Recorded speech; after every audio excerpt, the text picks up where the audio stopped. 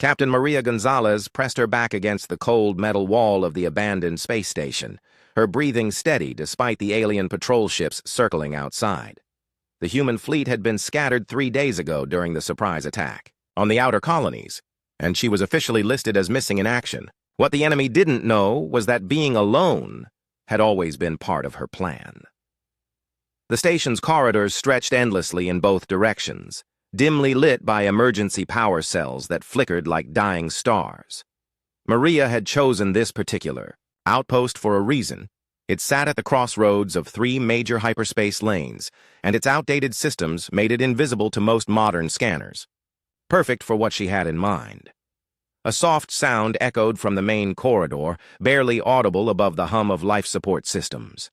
Maria's hand moved instinctively to her sidearm, then stopped. The footsteps were too light, too graceful to belong to the heavily armored troops she'd been avoiding. She peered around the corner and froze. An alien woman walked slowly through the corridor, her movements careful and deliberate. She stood nearly 7 feet tall, with pale blue skin that seemed to shimmer in the station's weak lighting. Her elongated ears swept back from her head like delicate wings, and her large eyes held an intelligence that made Maria's breath catch. The woman wore simple robes rather than military armor, and her hands were empty of weapons. Princess Lyra of the Celestial Dominion had come to this forgotten station seeking solitude, believing it to be as empty as the intelligence reports claimed. The weight of her people's war against humanity pressed down on her shoulders like a physical burden. She had never wanted this conflict, had argued against it in the Royal Council until her voice grew hoarse, but tradition and honor demanded that she support her father's decisions. The princess paused at an intersection, tilting, her head as if listening to something only she could hear. Maria held her breath, knowing that many alien species possessed enhanced senses far beyond human capabilities. After a long moment, Lyra continued down the left corridor, disappearing from view. Maria waited 10 minutes before moving, her mind racing with possibilities. A member of the royal family, alone and unguarded on a neutral station. The tactical advantages were obvious, but something about the alien woman's demeanor gave her pause. There had been no aggression in her movements, no military bearing despite her obvious noble status. The human captain made her way deeper into the station, following corridors she had memorized during her initial reconnaissance. Her destination lay in the station's core, a maintenance shaft that provided access to the primary communication array. For 3 days, she had been carefully modifying the equipment, preparing for a transmission that would change the course of the war. The communication center was exactly as she had left it, cables and circuit boards spread across multiple workstations like the components of an elaborate puzzle. Maria had spent years studying alien technology, learning their communication protocols and encryption methods. What she planned to broadcast would reach every ship in both fleets simultaneously, cutting through the jamming and interference that had made coordinated resistance impossible. She was deep in her work, connecting the final relay circuits, when a shadow fell across her workstation. Maria spun around, her hand moving toward her weapon, but stopped when she saw the alien princess standing in the doorway. Lyra's large eyes took in the modified equipment, the human woman's careful preparations, and the obvious signs of technical expertise. She stepped into the room, her movements slow and non-threatening. "You are not merely hiding," the princess said, her voice carrying a musical quality that reminded Maria of wind chimes in a gentle breeze. "You are preparing something." Maria straightened, meeting the alien woman's gaze directly. There was no point in denying the obvious. "Your intelligence reports were wrong about this station being empty." "As were yours, it seems." Lyra moved, closer to the workstation, studying the modified communication array with obvious interest. "This is sophisticated work. You understand our technology better than most of your kind. I've had plenty of opportunity to study captured equipment." Maria's hand remained near her weapon, but she made no move to draw it.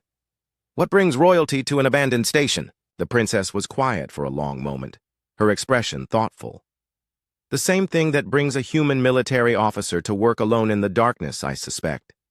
The need to think clearly without the weight of others' expectations." Maria felt a flicker of surprise at the alien woman's perceptiveness.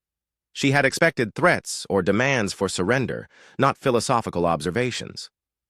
Your people started this war. My father started this war, Lyra corrected gently. I argued against it. But royal children who disagree with policy decisions are expected to remain silent and supportive in public.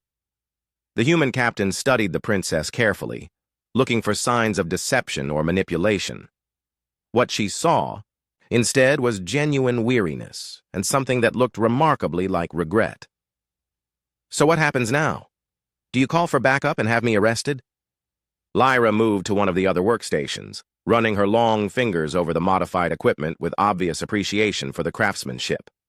What you are building here, it is not a weapon. No, it's not. Maria made a decision that went against every tactical manual she had ever studied. It's a communication system designed to broadcast simultaneously to both fleets. Every ship, every commander, every soldier on both sides will receive the same message at the same time. And what message would that be? Maria activated one of the displays, showing the alien princess the data she had been gathering for months. Star charts marked with battle sites, casualty reports from both sides, economic projections showing the devastating cost of continued warfare, and most importantly, evidence of resources and territories large enough for both species to thrive without conflict. The truth, Maria said simply, that this war is being fought over a misunderstanding. Your people believe humans want to conquer and control alien worlds. My people believe aliens want to drive us back to our home system. But look at these charts. There are entire sectors of space that neither side has even explored yet. Worlds that could support both our civilizations without anyone having to surrender or relocate. Lyra studied the data carefully, her expression growing more thoughtful with each display. You gathered all of this while officially missing in action? I've been preparing for this moment for over a year. The scattered fleet being listed as missing? It was all planned. Someone had to be in a position to act independently, without orders from command structures on either side that have too much invested in continuing the fight. The princess turned to face Maria directly, her large eyes reflecting the soft glow of the displays. You are proposing to reveal this information to both sides simultaneously, hoping that truth will succeed where diplomacy has failed. Not hoping, believing. Maria's voice carried absolute conviction. Your people and mine are more alike than either side wants to admit. We both value family honor and the right to determine our own futures. The only reason this war continues is because our leaders are too proud to admit they might have been wrong. Lyra was quiet for several minutes, studying both the data and the human woman who had compiled it. Finally, she spoke. If you broadcast this information, you will be branded a traitor by your own kind, court-martialed, imprisoned, possibly executed.